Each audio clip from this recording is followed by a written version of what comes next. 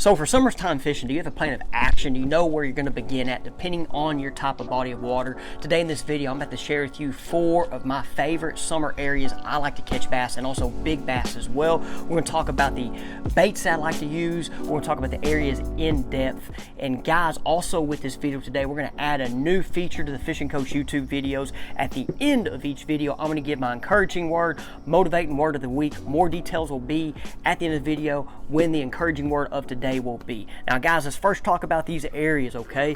And out of these areas, guys, I want to try to make it where if your lake, lowland, highland reservoir, natural lake, river, it will work, okay? So this first one, guys, is rounded points, okay? Now, when I'm looking for rounded points, and let's talk about points. There's a lot of different type of points. You got like more flat points, you got main lake points, secondary points, but when you hear a rounded point, it could be a little bit of the main lake or secondary. Rounded points are more of these little subtle points that are sometimes not easy to see on the map, unless they're big, unless, you know, like you look at Table Rock and there's just a big rounded point. But guys, I'm talking about these small little nooks, little rounded point areas. I try looking for them in the front half of the creeks, but depending on your size of the lake, it can be a back half deal too. This is great for any type of body of water. For the rivers, it could be more of backwater areas, but if highland reservoir, lowland reservoir, natural lake, rounded points can be a deal. One thing about the rounded points I'm going to get into is understanding your cover on them. Does your lake have rock? Does it have grass? Brush piles? I'm going to talk about brush piles and rounded points. One thing about the rounded points, why I can make them special, is that brim could be in the area spawning. If you have brim beds up on the shallower parts of the points, or in the guts, in the pockets, in the drains next to them, guys, if there are brush piles placed on these rounded points as a source of cover, or it could be grass or rock pile, whatever, those bass are going to use those for the day, and then at night potentially go up and feed on them brim. They can feed on them during the day too, but I'm just sharing a kind of an example from my experience. I made the video on Fish the Moment a couple years ago where I cracked them on a rounded point, guys, and I've always just, that's kind of one of those little deals. It's one of these little nook rounded point areas, okay? So check them out. Like I said, areas on them, got baits on them, guys, and all the baits are going to be similar. Big worms, I love to throw in brush piles. Deep diving crankbait, you know, like right here, I throw the variety of them, guys, you know, but here's just one on right now, 6XD, the 6 cents, the Spro, whatever there.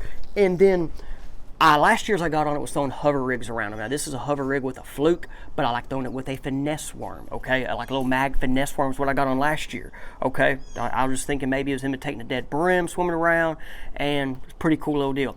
One thing this year that I'm going to try to get better at, and I've already caught fish with it this year and have gotten better, but it's throwing bigger swim baits at some of these brush piles and rock spots, okay, through the summer. I've done it in the pre-spawn, post-spawn time. Never had much success in the summer, okay? Guys, the second area now, I just kind of made a video on this, and I'm going to kind of go 2 areas into one here, but this is the second one, okay? It is flats, but then the ledges. You typically hear ledges in the summer. Ledge fishing is something that's been going on forever, longer than I've been alive, okay?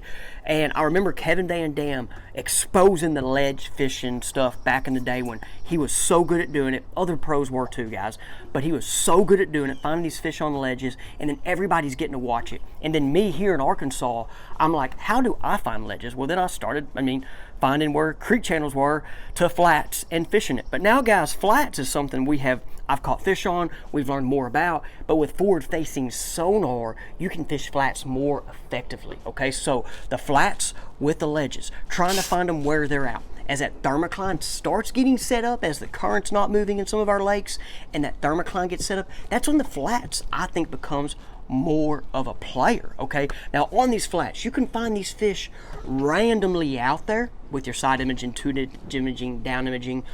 Forward facing makes it better, but guys, they're going to be relating to some cover.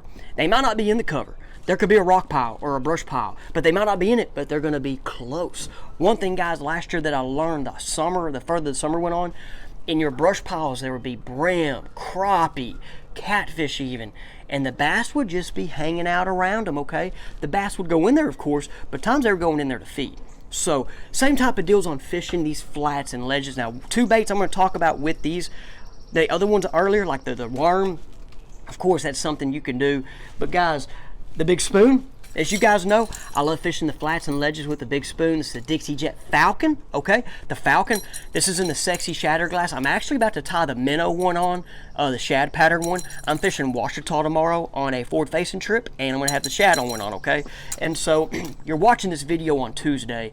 I'm filming it on Sunday, so like the day in between, I'm gonna be at Ouachita, okay? So, and then the other lure for fishing these flats and ledges is a hair jig, okay? Y'all guys know I love a hair jig. I've caught fish on a hair jig the other day. I've caught a big fish with a hair jig this last week. The old hair jig is something, man, that is a fun, I can't get it off right now, fun type of bite. Can get some big bites as well on these flats and ledges, okay? Now, the third area, okay?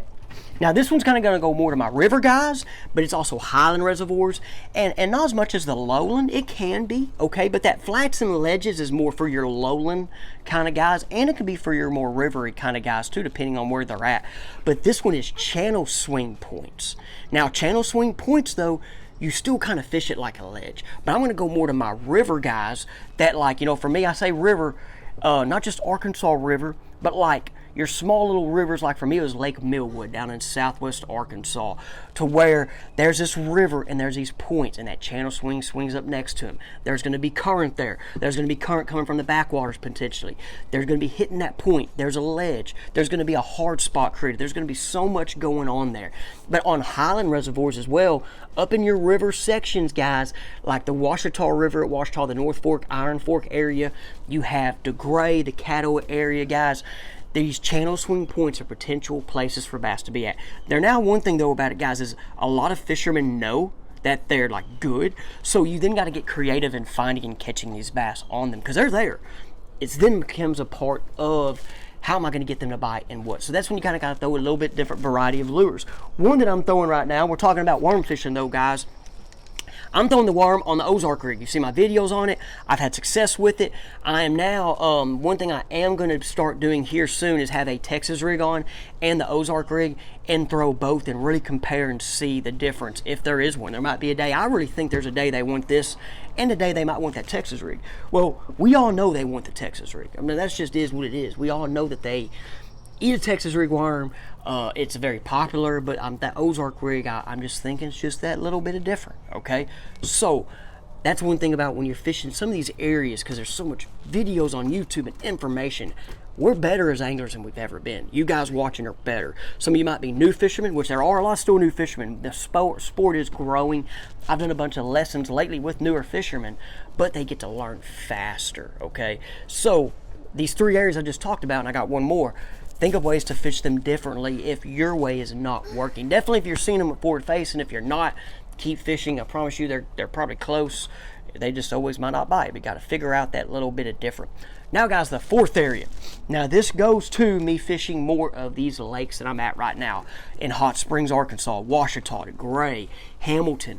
Now this one kind of goes more to the highland reservoirs, but it can be lowland also, because last year on some of my lowland reservoirs, this area structure will hold fish, and I like it because it could be a numbers deal, but you're going there for big fish, and it's humps. One thing I like about humps, guys, is, and it could be a big hump where there's a flat, okay? That's where it's more that lowland style. But for the highland style, guys, and what I'm talking about, there's deep water nearby, and then there's this hump, which is your little high spot.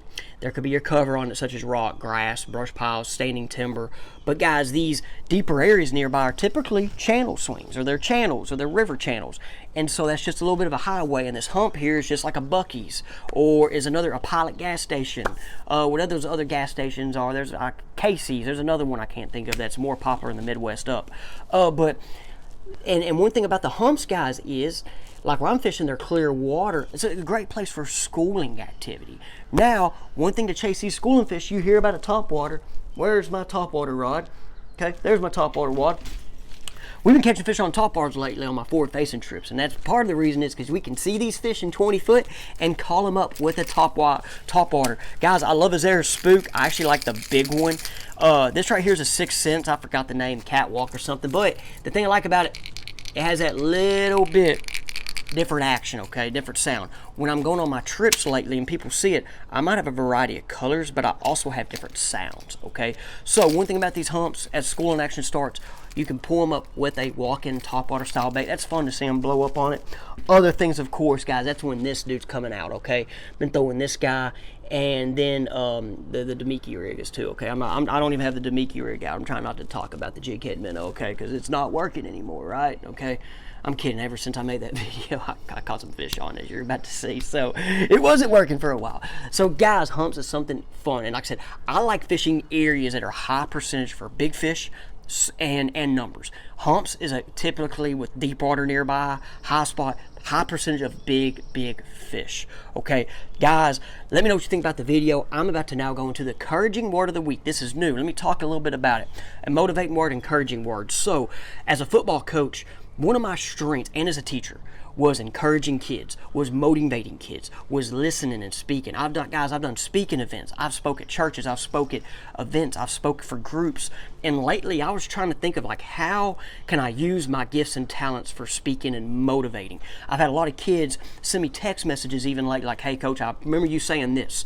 I remember you doing this and pushing me. So, guys, I've then, been thinking about it. I'm like, hey, we're about to start doing this, okay? I'll probably be looking for a sponsor for this part down the road. So if you're interested or know someone, there you go. But right now, give me a name. I want some names in the comment. Give me some names for this segment, okay? But guys, this first one, okay? This first one, I'm going to share with y'all a Bible verse I remember hearing when I was 17 years old, and it stuck to me to this day. It is Colossians 3:2. Set your mind on things above, not on things on earth. So with that verse, kind of speaks to me, for me to share to you guys, is we as people, okay, we're very selfish, all right?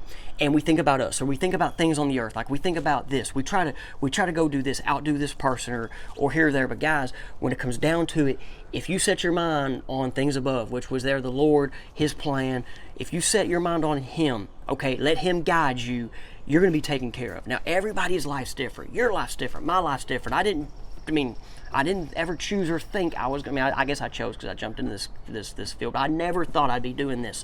You never thought you'd be doing your thing as well. So guys, I just know for me, okay, if I did not set my mind on things above, I wouldn't be a good husband, father, as I am, okay? I know I am a better person who I am because of that. Because like I said, I'm selfish. I mess up. I still mess up, okay, guys? Just because I read, like I said, I mess up. But if I did not do these things, it'd be downhill, okay? But so guys, that's just my little bit of encouraging word of the week, is to set your mind on things above, not on you or things of this earth. Appreciate it, guys. Let me know what you think of the video. Thank you once again. We'll see you on the next one.